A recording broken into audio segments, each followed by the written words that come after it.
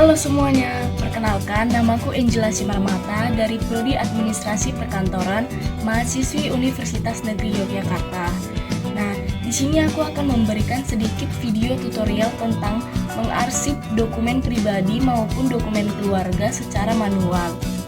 Sebelumnya, terima kasih kepada dosen pengampu mata kuliah Manajemen Kearsipan, yaitu Pak Danang, dan semua penonton yang menonton video ini. Sebelum masuk ke step cara mengarsip dokumen, kita harus tahu dulu, kearsipan itu apa sih? Kearsipan adalah sebuah kegiatan yang berkaitan dengan pengelolaan arsip, mulai dari penciptaan, penyimpanan, hingga pemusnahan. Tujuannya adalah untuk menjaga kelestarian arsip dan mempermudah akses terhadap informasi yang terkandung di dalamnya. Kalau dibilang secara singkatnya, mengarsip dokumen pribadi atau keluarga ini untuk menjaga bentuk fisiknya agar tidak hilang, rusak, maupun kececer.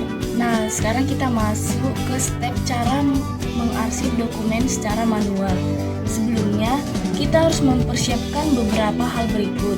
Yang pertama, kita harus mempersiapkan dokumen yang ingin diarsip. Yang kedua, kita harus mempersiapkan daftar isi agar mempermudah untuk mencari di map foldernya nanti. Dan yang ketiga, kita harus mempersiapkan map foldernya dan berbentuk plastik di dalamnya agar tidak rusak dan tidak terlipat nantinya.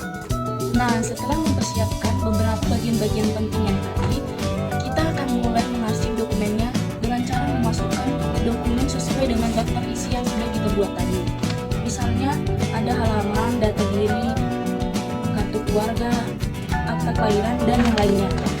Misalnya halaman pertama yaitu kartu keluarga. Kita mulai memasukkan kartu keluarga di halaman pertama.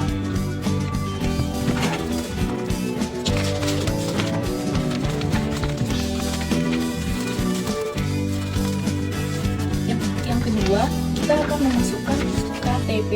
Tapi karena KTP berbentuk kecil, kita bisa menggabungkannya ke halaman kartu keluarga saja.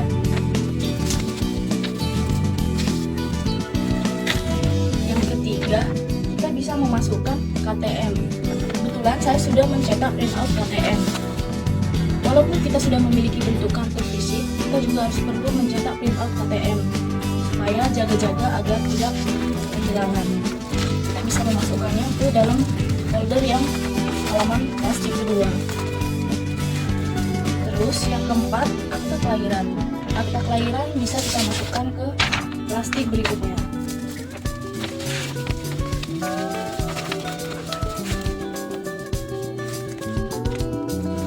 Kebetulan data diri saya cuma segini, saya belum memiliki SIM dan yang lainnya. Tapi kalau teman-teman memiliki SIM, BPKB atau surat-surat data diri yang lainnya, bisa diteruskan ke halaman-halaman selanjutnya sesuai daftar isi teman-teman yang sudah buat ya. Nah, berikutnya kita masuk ke pendidikan.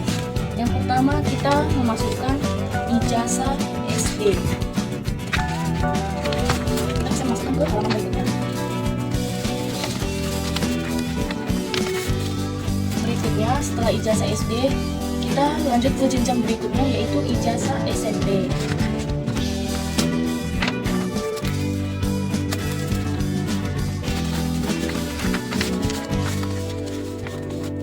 Berikutnya lagi, halaman berikutnya kita masuk ke ijazah SMA sesuai dengan daftar isi yang sudah kita buat.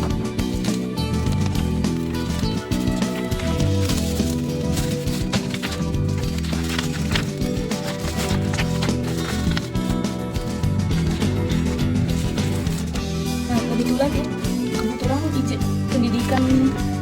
dokumen pendidikan saya hanya beberapa, cuma ijazah karena bagian dari piagam atau sertifikatnya saya tinggal di rumah, tetapi saya sudah mengarsipkan bagian dari piagam atau sertifikat saya menggunakan kearsipan elektronik di dalam Google Drive. Setelah jenjang pendidikan, kita boleh masuk ke kesehatan. Di sini saya punya dokumen surat kesehatan, surat keterangan kesehatan. Kita bisa memasukkan ke halaman berikutnya.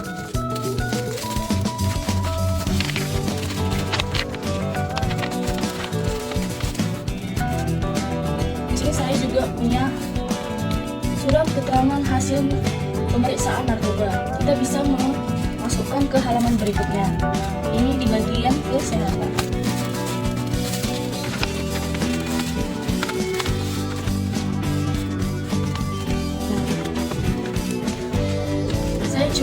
Saya cuma memiliki beberapa dokumen berikut ini. Tapi jika teman-teman masih memiliki beberapa dokumen penting lainnya seperti sertifikat yang lainnya yang penting menurut data-data pribadi teman-teman bisa menambahkan ke halaman-halaman berikutnya. Masih banyak slot kosong di dalamnya.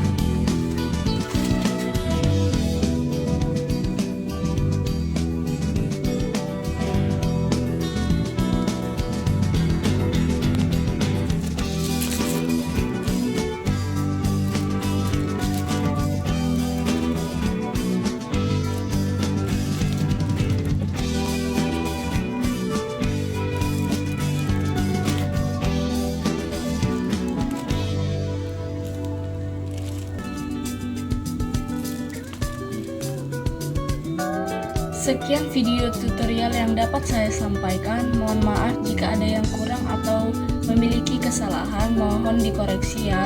Terima kasih buat dosen pengampu Pak Danang yang sudah memberikan tugas video ini dan sudah menontonnya. Terima kasih.